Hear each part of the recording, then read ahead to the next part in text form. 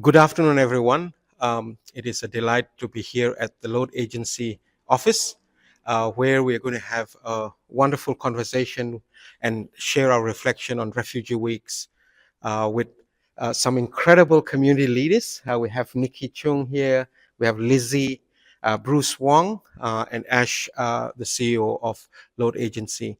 But before we begin this session, I would like to begin by acknowledging that we are on traditional lands, and I pay my respect to their elders, past and present.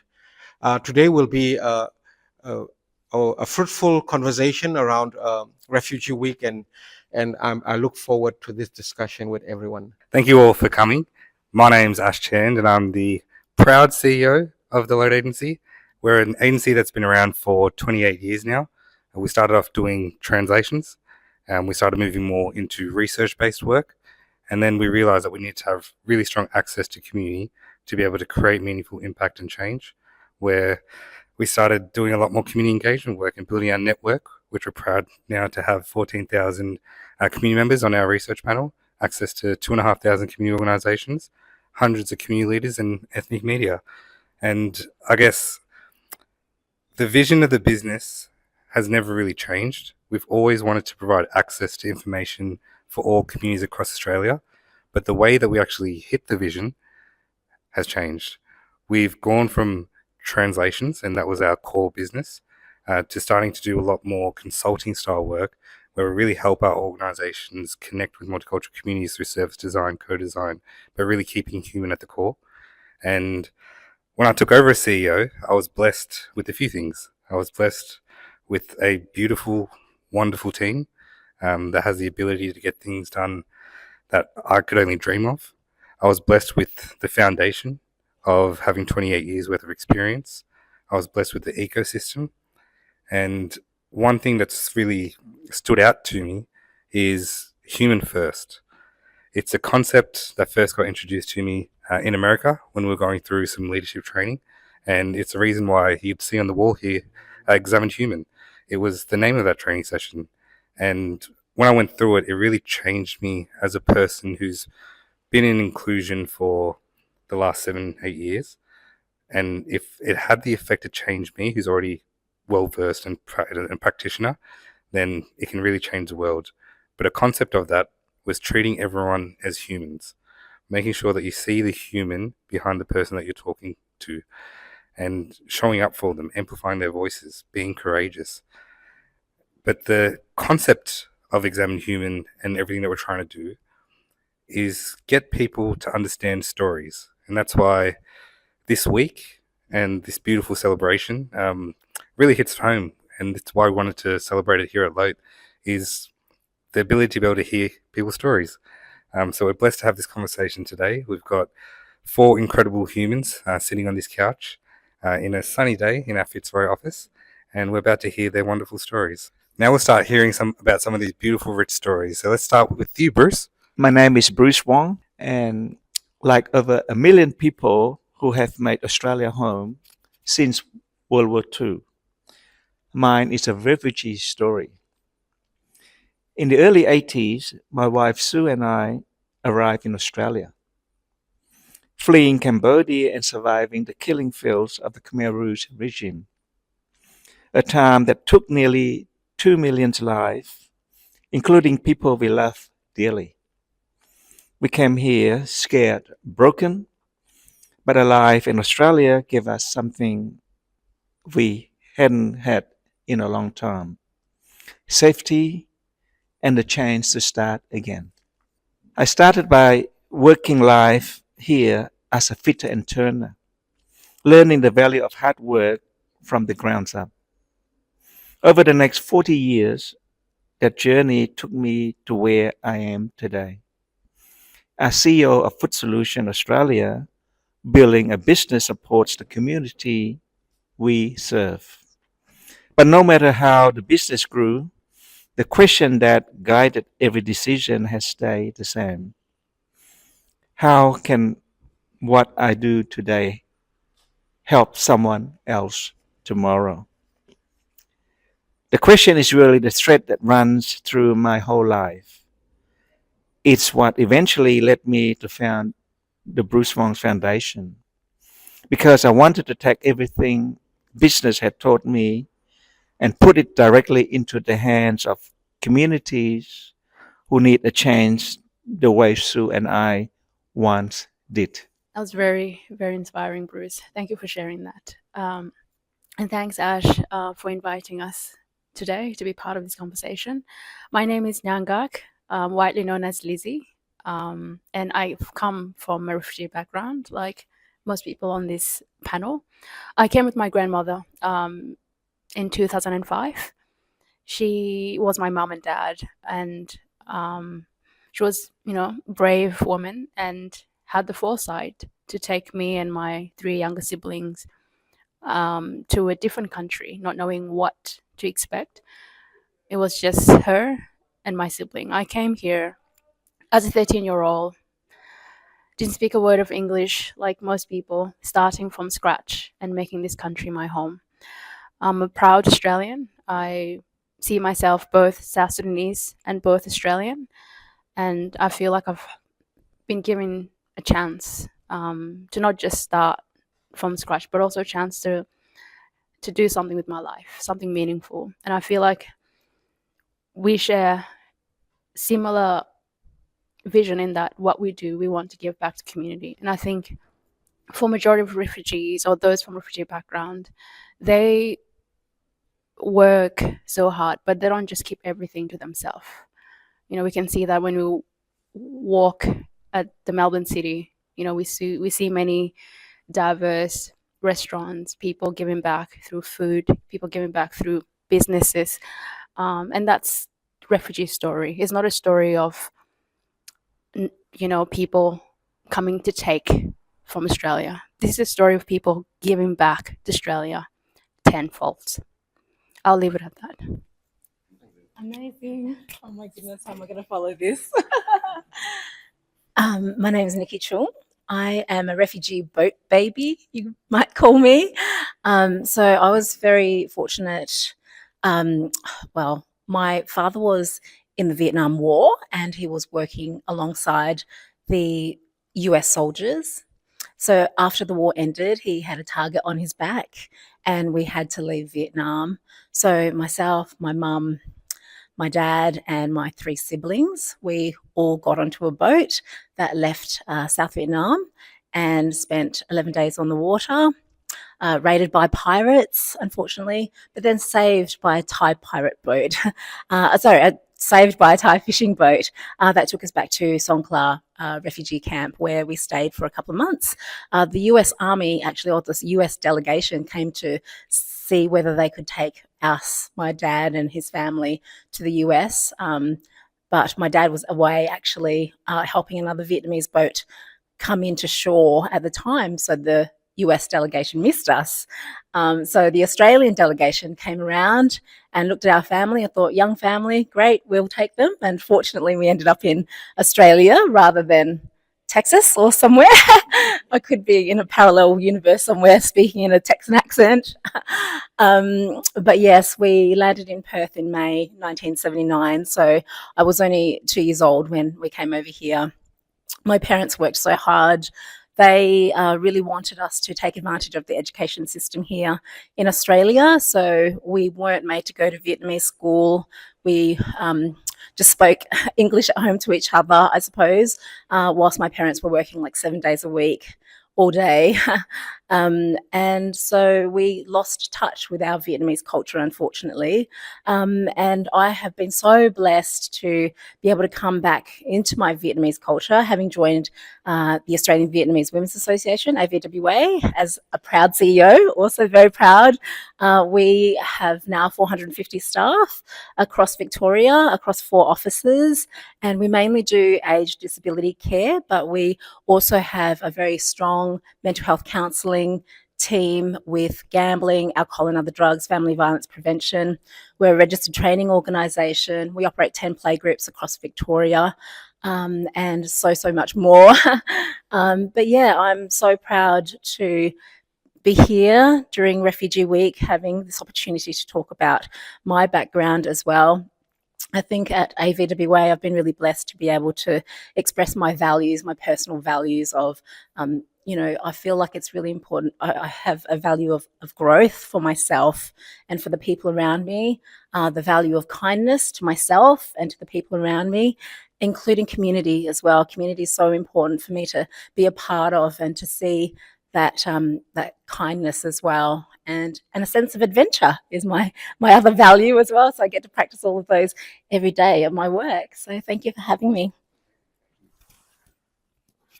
Thank you.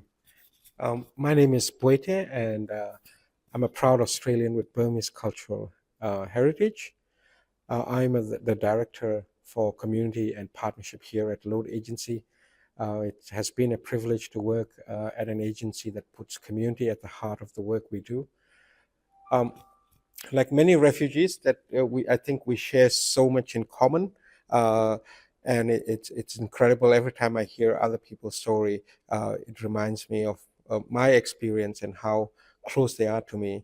Um, I came to Australia in 2009 through the humanitarian program with my wife Corey, and now we are very blessed that we have two beautiful children, Jade and Josh, and we reside in the eastern suburbs of Melbourne. Um, Prior to working at LOTE, I do a lot of community engagement work with communities across Victoria, be it at my role as the former deputy at the Victorian Multicultural Commission, or at my working in the education sector. One thing that when I introduce myself, I reflect upon is the million stories that now call Australia home. It's incredible that people like myself and all of us were given a second chance in life to rebuild our lives, but also to embrace the new identity and give back. So, Nikki, as the CEO of the Australian Vietnamese Women's Association, we saw that last week you delivered a professional development training session around the theme of belonging. What does a sense of belonging mean to you and to the refugees communities that you work with? For sure. And look, I have to thank Boy for being such a wonderful panelist at that professional development day. He was amazing. So a lot of big shoes to fill, really. No, I am really proud that our organisation is moving forward with the concept of belonging. I think belonging is really very much needing to be very intentional. It doesn't happen on its own. I think belonging for people is very subjective. For us as community leaders, I think there's so much that we can be doing to make sure that people have a sense of belonging. And for me, I think about two things. I think about actions and I think about artifacts. The first thing that comes to mind, actually, I can remember the story when I first started at AVWA and I went to the Braybrook office and everyone was wearing blue. I was like, why is everyone, is this our uniform, you know?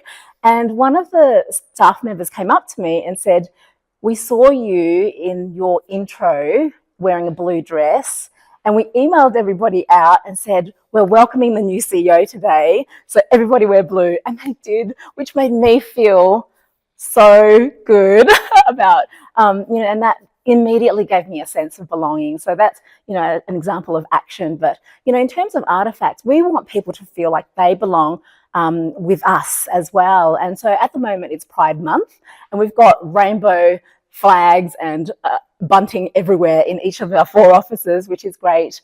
We've been doing a lot around being proud to be part of the LGBTIQA community or being allies.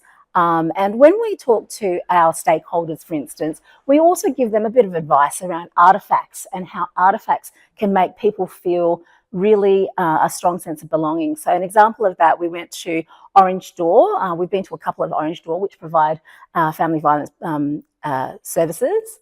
And we had said, look, maybe you would like to consider having some Vietnamese children's books in your family area. Some just signage to say, Xin Jiao, welcome, hello. And we did the same for Western Health as well, and just gave them some advice because it's really important that if we can create that space of belonging for people that are walking in. Amazing. It's incredible work and just so powerful. And I love what you said about belonging being intentional because it's so true, really so true. Now let's go into some barriers.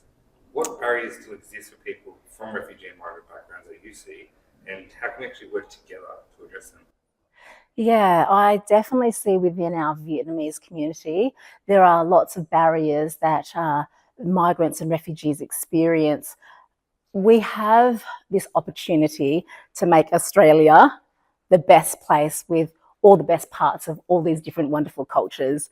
And I think we've started there, but we seem to have gotten into a speed hump lately. But hopefully we'll just get past that. But I know that in the Vietnamese community, there are long held beliefs, cultural beliefs that perhaps we can let go of. So a couple of examples come to mind. Coercive control is an issue for our community. Back in Vietnam, there are a lot of coercive control behaviours that are very normalised. Because the male is the head of the family, they control the finances, they control what the family does, and there's that expectation and with a lot of pressure, mind you. And so they're coming to Australia with the same kind of thought pressure, the pressures for themselves, but some of those behaviours that are normalised over there are not okay here in Australia. So we need to let people be informed and educated about what is okay here. And financial control, social control, emotional control are some things that we can leave behind and move forward and embrace this wonderful culture that we have here in Australia that is very safe. There are lots of laws that are here to protect us. And, you know, as community leaders, I think it's really important to be able to keep people informed and educated about that. Love that. And you just spoke about sort of community leaders, and as a community leader yourself, what gives you hope and what excites you? What are you most proud of? There are programs that are run that I think we need to share about that are really successful. And the one that comes to mind, we have a program called Activators of Change, and it's a gambling prevention program whereby we're running on very little resources. So we train about 6 facilitators up ourselves, and each of those facilitators will go out and recruit women in the community, and they'll come together as a social group, and there are opportunities then to be able to share some of these learnings that are really important. Gambling is a really big issue in Vietnamese culture. We see that there are women that are vulnerable, that are approached, who are being asked, you know, to be friends, to be taken to the casino to learn how to gamble. Unfortunately, they actually end up with issues with money problems, and then they're having to do other things that they didn't really want to do and land themselves in jail. So this kind of like a program that if I can share with you and I can share this model with you, perhaps there's ways that we can exchange ideas so that we're really being able to take some of those best ideas to put forward into our communities. We're doing a lot of intercultural work actually, so not just with the Vietnamese community. 11% of our clients are non-Vietnamese, and we're really excited about the work that we can do interculturally to share information, share knowledge, because there's so much commonality about our experiences. And yeah, we need to have these sorts of forums to be able to talk more about it. I love what you said about sharing. I think sharing is so important.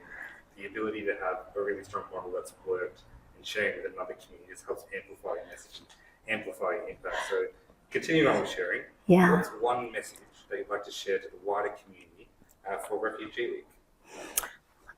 You know what, we have this wonderful program. Sorry, I'm going to do a little blurb in advance. It's called the Brighter Futures tutoring program. And so the model is that the older students from St Kevin's College and Melbourne Girls College come to tutor the younger primary school students from the Housing Commission estates. I probably shouldn't say that term, actually. The vulnerable families that are in the Richmond area. And yeah, the Brighter Futures program is wonderful. And I get to go to all of the events that happen, the end of year events. And the first thing that I say to the students there, who come from all sorts of backgrounds, there's about 45 nearly 50 students that are there with their families. And I say to them, this is the message that I want to send out to all youth, is that, you know, having a second language and having a second culture and the ability to communicate in that second language and with that culture is an amazing superpower. And please embrace it, lean into it, because you will realize down the track how much of a superpower it is. So for all the refugee and migrant youth and families, you know, don't experience what I experienced. And I felt when I was growing up that I had to leave my culture behind and be a good Aussie. And being a good Aussie doesn't mean that I have to leave my culture behind. It's not binary. We can be both. So I'm, really hopeful for that future generation to really embrace and love and lean into their culture. So, Brother Bruce, I have the fortunate pleasure of calling my brother from all the conversations that we've had and being introduced by Boy. I think the aura and the ability when you do talk and what you've been able to achieve is something that's really stuck with me. But I'm really keen to hear more about your journey that you sort of started to touch on in the introduction. So tell us a bit more about your journey from when you came to Australia. Beginning is very hard for us. You know, when we first arrived to this country in the early 80s, you know, I think similar times a bit behind Nikki. Yep. You know, we came here and then we just put in the Altona Hostel, which is at that time, I believe, is almost in the middle of nowhere, and in the summer. And after 3 days, you know, then luckily, you know, I found a job, and then we start from there. Amazing. Yeah. Amazing. I guess that first job, what was it again? My first job, you know, I worked as a fitter and turner. Fitter and turner, to now being an incredible business owner. That's an incredible journey in its own. But when you look at yourself as a business owner, what insights and strengths do you think that you've come to help you in business from the perspective of your background and your journey? Well, I think the biggest thing, you know, is resilience, right? The practical kind, when you have rebuilt a life from scratch, you bring a different relationship to risk. Hard work, as usual, and gratitude into everything you do. And that's really recognized as a skill, but it's an enormous asset in business. And the second, resourcefulness, is refugee and migrant communities are often forced to solve problems without the safety nets, other than take for granted. No established network, sometimes no language, no recognition, qualification that builds creative problem solving you simply can't teach in a classroom. Right. And the third is perspective. We bring global experience, multi-language, skill, and an understanding of multiple markets and culture, but it's frequently undervalued because barriers like language and recognition of overseas experience are still so high. And when you give people from this community a genuine opportunity, what comes back is loyalty, innovation, and work ethics that sometimes every business should want. 100%. And it's interesting. I guess what we're hearing from the conversation that we're having is refugee and migrants want to give back. And there's so many stories about how we've been giving back. And I guess your giving back story is being a business owner that's been quite successful. You decided to give back in a really strong way, and you built the Bruce On Foundation. So tell us a little bit about the Bruce On Foundation. Over 45 years, you know, has been in. I have been in business for 40 years, and we have been giving back, you know, for quite a number of years.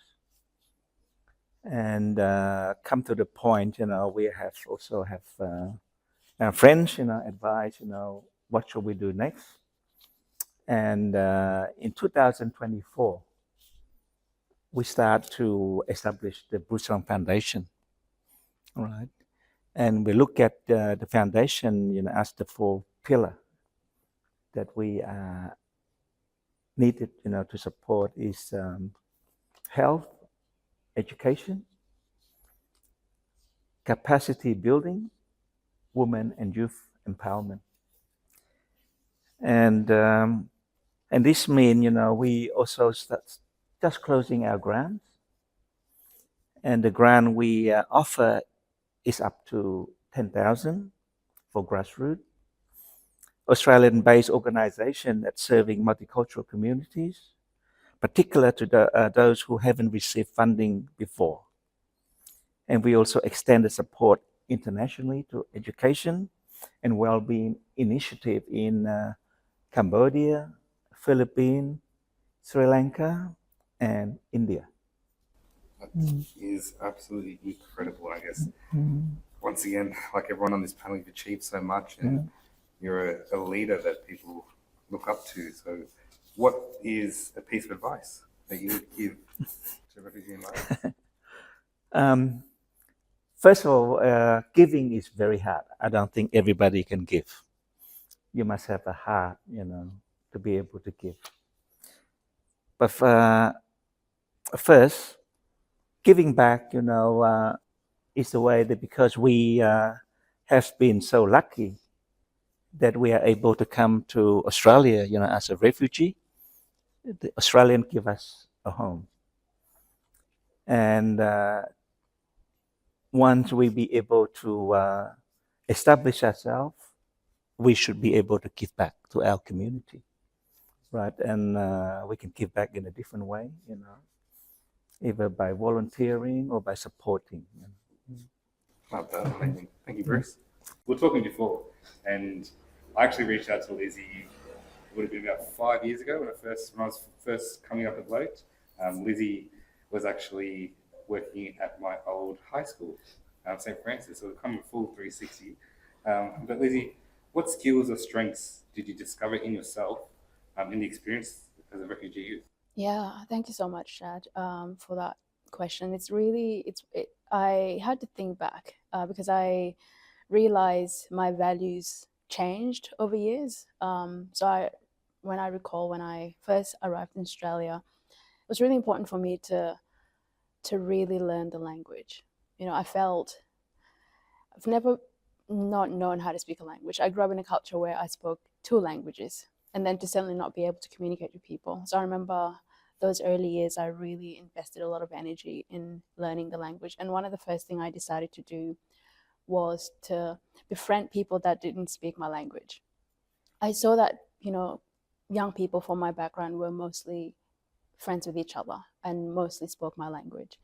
And when I made the decision to only be friends with people from different backgrounds, people initially I copped it because my cousins and people from my background assumed that I just didn't want to be friends with them. Whereas for me, it was actually a strategy. Like, it was me deciding early on that I'm going to be with people that meant that I needed to get out of my comfort zone in order to be able to learn the language. So my very first value was to know, to be okay with people feeling bad about your decisions when you yourself know I'm making this decision for a reason. And so my cousin were angry with me, didn't, say negative things about me, but I focused on just learning the language. And then when I grew and, took on the responsibility of my siblings, at the age of 18, after losing my grandmother, I realized that I didn't want my family to be separated. I saw how kids that ended up in, state care often, disconnected with their family. And so I decided, even though I was scared, I didn't know what it meant to suddenly be a parent. I was guided by that value, that keeping my family together was the most important thing at that time. And it meant that I needed to embrace that not knowing, the not knowingness, sort of going through life without clear direction. but valuing family. And now that I'm in, and I mean, obviously, that came with a lot of challenges. Being a parent at 18 meant that I needed to not be a sister to my siblings, and that was really difficult. Because you've got teenage brothers, but now you've got to be the parent to them and not a sibling, and relate to them at a different level. And now that we're all in our 30s, and when I tell them, they realize I'm not much older than them. Like my younger brother's only, he's only 4 years younger than me, and I'm now relearning how to relate to them differently. And for them to see me as a sibling and not as a caregiver. And I think when it comes to values and the things that shape the work that I do with young people, is that I don't think a human being is supposed to be fully like, I'm this person and that's it. I realize we carry different aspects of ourselves, and we continue to learn about who we are, and our values, I think, continue to shift depending on what role we play. And I think for me, I continue to I realize my values will keep changing as long as I put humanity first, as long as I care about people that are closest to me, as long as I put a lot of effort in the work that I do. And I think for me, when it started off, was me learning how to speak English, and the same effort I've taken on in every other areas of my life, through my studies, and my work, and realizing that sometimes people don't know the effort behind the work you do. People only see the result, and for me, I don't really. I accept that. I accept that people would probably judge me. I accept that they'll probably not see the strength that I bring, and that I also accept that. But I think what I don't accept for myself is taking that on and being shaped by other people's points of view. I love that. And you're talking about, I guess, people not knowing and then people judging, therefore, different types of misconceptions. Yeah. What misconceptions do you think people have about refugees and Yeah. migrants? Yeah, look, and I think, I touched on early on in my introduction that people assume refugees come to take our job, or, don't want to be Australian. And I think that's not true. I think already it's already been shared that people that call this country their home are giving back in many, many ways. And I think the misconception that refugees come to take our jobs, come to take our resources is really it's not accurate. Time and time again, it's been proven that's not true. And I think another misconception is that those from refugee background have made that decision. People forget that when you're a refugee or asylum seeker, you are fleeing a war. You're in state of survival. People would leave with nothing. People sometimes forget. They think if you're a refugee, you've made a choice to come to Australia, and that's not often the case. It's a matter of life and death, and it's you ending up in a situation where that's the only way for you to survive, is to leave your home country. Yeah, and that's so well said, so beautifully put. And you've done a lot in your career. You can tell that you're giving back, and one of your roles is being the former commissioner of the VMC, with the boy there as well. Tell me about the VMC. What contributions are you most proud of? Yeah, look, I was shocked, to be honest, when I was told that I had been elected into that role. I was still obviously a young person at the time, a young woman trying to navigating life, and to suddenly end up in this position of actual real power. It was really mind blowing. I've come from advocacy. I've advocated at a very grassroots level, and all of my advocacy work have always been around, at a very low level sort of impact, and to suddenly end up in a room, where people are making decisions that actually shape lives, decisions with policy making, decisions with programs being implemented. I realized that was a one in a lifetime opportunity, and I really didn't want that opportunity to just slip by. For me, it wasn't about the title. It wasn't that I was now a commissioner, but it was about, okay, I'm now in this room. what impact can I make? You know, what type of questions am I asking? Because I think it's in asking questions that we discover that maybe we've already got the solution, or maybe the solution is something that we can all work towards together. And I think that's what VMC is really good at. It's good at going to community, not with solutions, going to community with questions, so that we can all work together to solve. You know, and look, I don't assume we would resolve problems, but I think the fact that we have that intention, we go into spaces, we go into community, because we believe that they've got the power, they've got the answers, they've got the skills.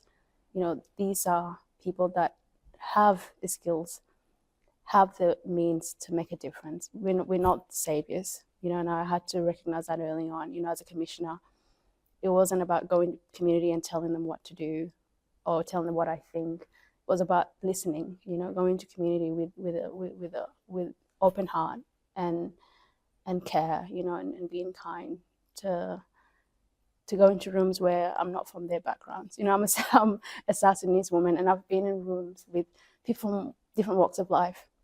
I've sat with CEOs. Like I'm in the middle of two CEOs, you know, and it's about recognizing the humanity and not looking at people through the lens of their title, but connecting at human level, you know, stories and what we can all do together to make an impact. I understand. I guess talking more about stories and what you've achieved at such a young age. Mm. You're now working professionally, but also studying. Yes. And for those people who watch this and want to get some sort of advice on how to balance both, what advice would you give them? Yeah, look, when I'm always asked about advice, I'm always a little bit cautious. And the only reason is because I honestly personally believe that people have the means to discover themselves, you know. But what I would say though is ask questions, you know, make connection with people. Don't keep yourself in your own space thinking you can resolve your own issue. Realize you're not the first person to go through that challenge. You know, after looking after my siblings, I knew that I wanted to go to school. You know, and it took a good, you know, seven years after finishing high school of sort of not pursuing my education. And when I stepped into university, I was already a mature adult. I was in a room with kids that have just finished high school, and you know, feeling like fish out of the water in a way. But I kind of pushed through, and I put that shame behind, because there's often that shame of, you know, I've reached a certain age, I'm supposed to be somewhere. You know, I'm 30, I'm supposed to have a house and 2 kids. So we always sort of, you know, we always have this thing where we judge, you know, we measure our successes based on what society has said, that these are the ways that you can tell that you've done well in your life. And I would advise people to maybe be cautious about that and just really be honest with where you're at in life, and as long as you continue to work through those challenges and not just obviously blame the society, because I think is when you start blaming and not seeking answers and support is where things can really go wrong. Amazing. Yeah. Yeah, no worries. All right, brother boy, we've known each other for quite some time. We've both started up advocating for mental health in multicultural communities, and ever since those early conversations, we've wanted to work with each other. I've been hearing bits of your journey every single time we have a conversation. I learn a little bit more. But tell everyone, share your journey about when you arrived to Australia. Thanks, Ash. I guess my journey is not unique in any sense that, you know, about 1 million Australians share a very similar story. I lived in one of the 9 refugee camps along the Thai-Burma border. And in 2009, through the humanitarian program, myself and my wife, Corey, were given a second chance in life. And I still am grateful that despite the odds of being selected among so many people, I'm truly truly grateful to God and to the Australian government for accepting my application to and being given that second chance. As I just mentioned, I come from Burma, or also known as Myanmar. Um, since 1948, when we got our independence, we've had successive dictators that uh, uh, really did a lot of harm to the country, and that's the reason why many of the broader Burmese communities have been displaced. And also in recent years, in 2021, we saw the military coup happen again, and now more than ever, there is that conflict going on, similar to what's happening in across the globe, be it in Europe or in the Middle East or in Africa. And so, yeah, I came here in 2009, and I thought I spoke English, but I guess one thing that I find very beautiful is the way we Australians have different ways of pronouncing and saying things, or making things shorter. And so I realized very quickly that I had to reskill myself, learn the language. So I went back into the English classes through the Adult Migrant English program that was delivered by Swinburne University at the Croydon campus. Um, and our it was almost like starting a new life completely, because it is, but also it felt as an adult, not knowing what to do and where to go about to seek help. But I was very fortunate that AIMS Australia, the settlement service provider that looked after my family, they were incredible. They guided us to how to open the bank account and so forth. So adapting to that new life, reskilling yourself, and then of course, uh, I'm very, very proud Australian and embrace this identity. I was before not even a statistic, as a as a stateless person for many years, and then being given that refugee status and making it that statistic, and then now being an Australian. So that's, yeah, a brief about me. Yeah. It's an incredible journey and a lot of challenges faced along the way. What were some of your most difficult challenges that you're willing to share, and how did you find the strength to overcome them? I guess when, as just touching on to the other panel speakers, uh, challenges, I think life is full of challenges, and I'm one that believes that every problem has a solution. uh, I know I'm sounding a bit too optimistic, but challenges also, what I see in challenges are the opportunities, and that gives me hope. But also through the hardship that many of the refugee communities we go through, and that lived experience, uh, we don't see challenges as just a blockage. We just don't take no as an answer. We try to solve it. We try to be innovative, be creative, and we've seen those refugee stories across the globe where they are inventors and makers and creators. So yeah, I mean, for me, I guess personally, uh, when I was going through those challenging times, uh, I'm a dreamer, and so I always think about what if, because if you don't have hope, what else do we have? When you're in that desperate situation, and so for me, that hope was what kept me going to challenge every day, no matter when you feel like you're against a brick wall or against a road that's completely covered in fog, but that there's hope. There is a silver lining at the other end. That gives me hope. Of that? And I guess now you're sharing that hope and sharing that dreams with the broader community across Australia through your work with the BNC and now as our Director of Community and Partnerships at LOTE. So can you share some reflections on the work that LOTE's been doing, the work that we do with refugee communities and broader multicultural communities in Australia? Thanks. Actually, that's a very big question. But thank you. One thing that the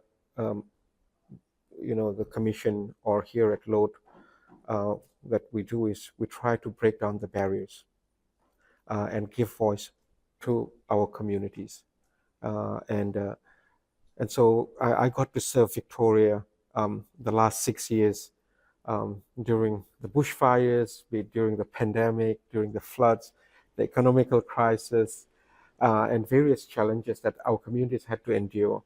But one thing is clear: there is so much goodwill in the community, and they want to be part of the solution.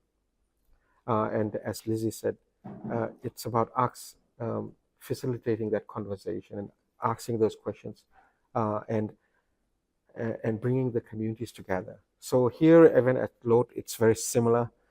In all the projects that we do, we have what we call the cultural advisory members embedded in our program, so that we're not, so that the solutions that we create for be it the government departments or the service providers or the corporate sector or the sports sector, that the solutions we provide are fit for purpose and relevant to the communities it's meant to serve. And so that's the work I've been doing for quite some time, and really enjoy working with our communities, because you can see the passion, the drive in the community, the change they want, and how their willingness to create a better society, not just for themselves and their community, but for all our communities. Amazing. And what would you like younger generations from migrant refugee backgrounds to know? One thing that comes to the top of my mind, having worked and I'm a big advocate for education and the power of education. I want our young people to realize that we have world-class education system here in Australia. Please take advantage of this. The opportunity is here in front of you, and it's your moment to shine. It's not going to be a walk in the park. There will be times where you'll be competing with your work and your family commitment and your assignments, but it's so worth it. Experience that. Even as an adult, having to go back to university, I just so loved it. It was a wonderful experience. And also the opportunity to learn in an environment that is so diverse, with so much perspective and knowledge in the room in itself, is just a wonderful experience. So I want to encourage our young people that please don't see yourself as not being able to achieve your dreams, but that through education, you can live your dream to your full potential, and you will love it. Amazing. Well said.